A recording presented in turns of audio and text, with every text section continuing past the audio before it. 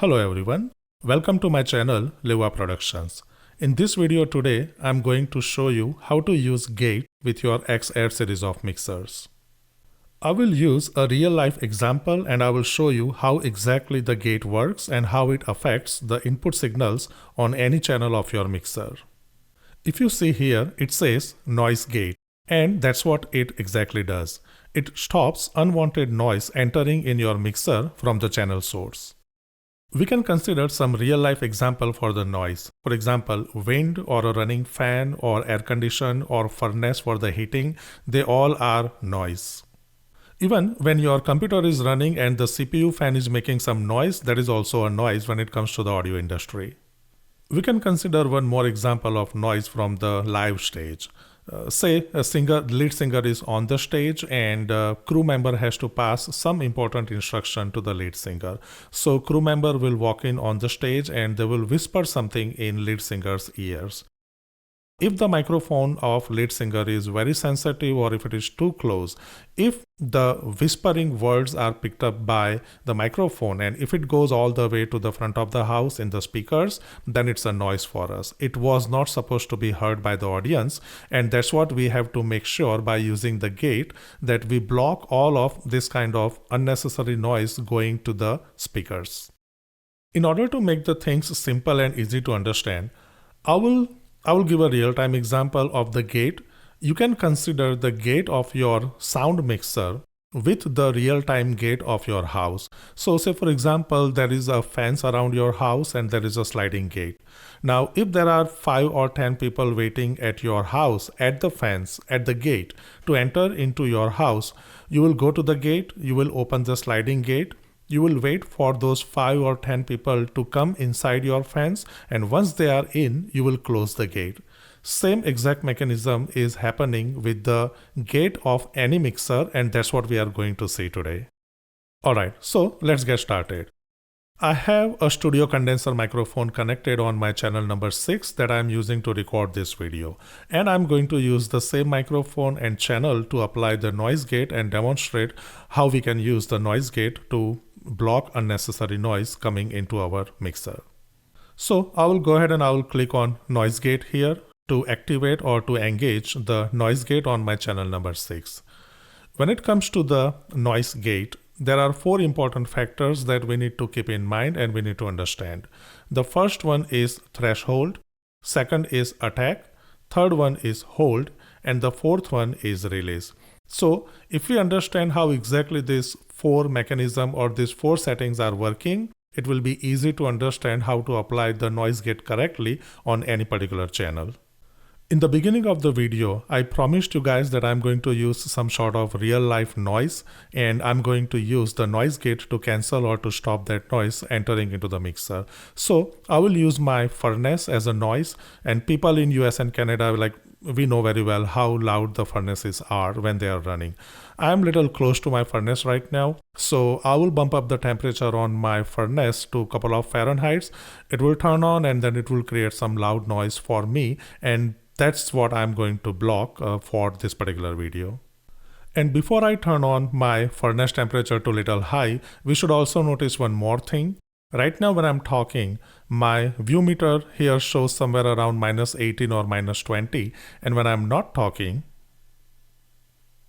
it's almost like nothing, or somewhere it goes to like -60 or -65 decibel. So we should also remember this setting, because when I will turn on my furnace, this decibel, without even me talking, it will go little high and we will be able to compare that the furnace is making some noise now. Alright, so my furnace has turned on now. It is working at the full speed, and you can see that now when I stop talking, you will see that the view meter here, it will show some constant activity, and that activity is coming from the fan or the loud noise of the furnace. So we can see that we are seeing some activity around like -45 decibel up to -45, and it's a continuous activity. At this point, we know that the signal strength of the noise that is entering in our channel, in our mixer, is somewhere around -45. That is the sound of the furnace, and we want to block it.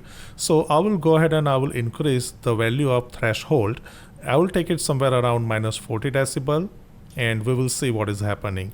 I'm still talking, I'm still speaking while the gain is being set for the threshold, and right now the signal strength from this particular channel is above minus 40 decibel. It is somewhere around minus 20 decibel. The moment I will stop talking, you will see a red bar coming into the place here, and that is the gate that is being closed because the strength of the input signal is below minus 40 decibel, and it should close the gate.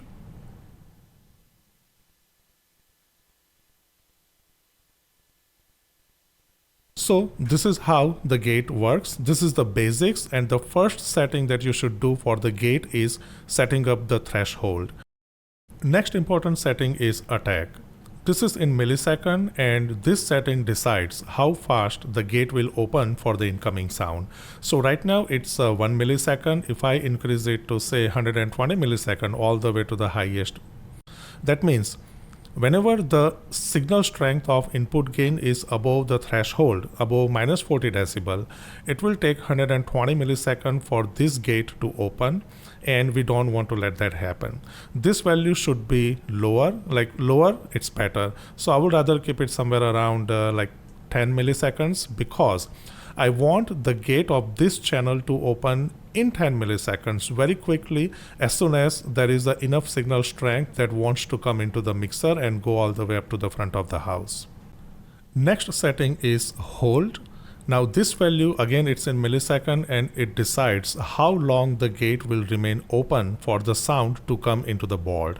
This setting default is 500 millisecond, but if you keep it somewhere around like 130, 140, I think that should be good enough. Okay, we are at the last setting, that is release. Release is again in millisecond, and it decides how fast the gate should be closed after the sound has entered into the board. This setting, if it is too low, so let me go like real low. I'll go somewhere around 18 millisecond.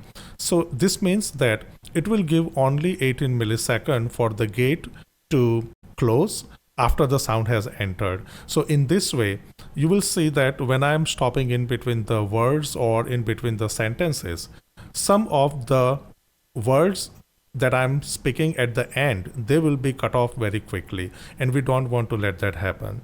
Same thing may happen when you do the same setting with the lead singer, and you don't want to cut off beginning or ending words that the lead singer might be singing or speaking on the microphone.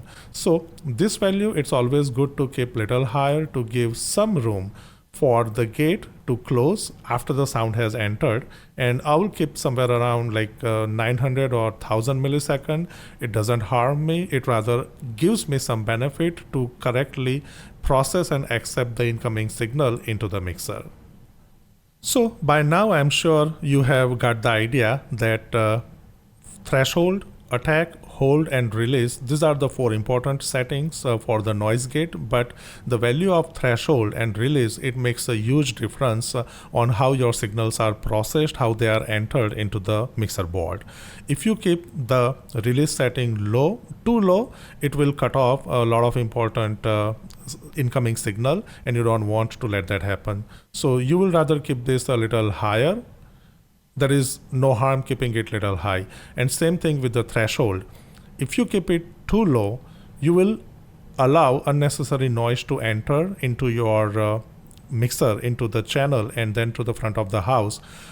If I increase this threshold too high, so right now my signal strength is somewhere around minus 20, I will keep increasing the threshold, and you will see that when I cross minus 20, the gate will start coming in here, it will start closing, and you will stop listening to what I'm saying. You will still see here some activity on the meter with minus 20 decibel because I will continue talking, but you won't be able to listen it because the gate will close and it will stop my incoming sound. So I'm talking, I will keep talking, and I will keep increasing the threshold here, and the moment I go beyond certain limit, you will see that the gate has started to close. It has closed, I'm talking, but you cannot listen, you cannot hear me. When I'm bringing the threshold down, you will start listening what I'm saying. So that's all is about the noise gate. 4 important settings, and you can use the same concept for any mixer, the basics are same. Maybe in another mixers you may have different settings, different values, or the settings at different places, but the concept is at the end same. Alright, so that's it for today's video. I hope I gave a clear and enough in-depth understanding about how to use the noise gate in this video, and I'll see you guys in my next video. Thank you so much for watching and have a great day.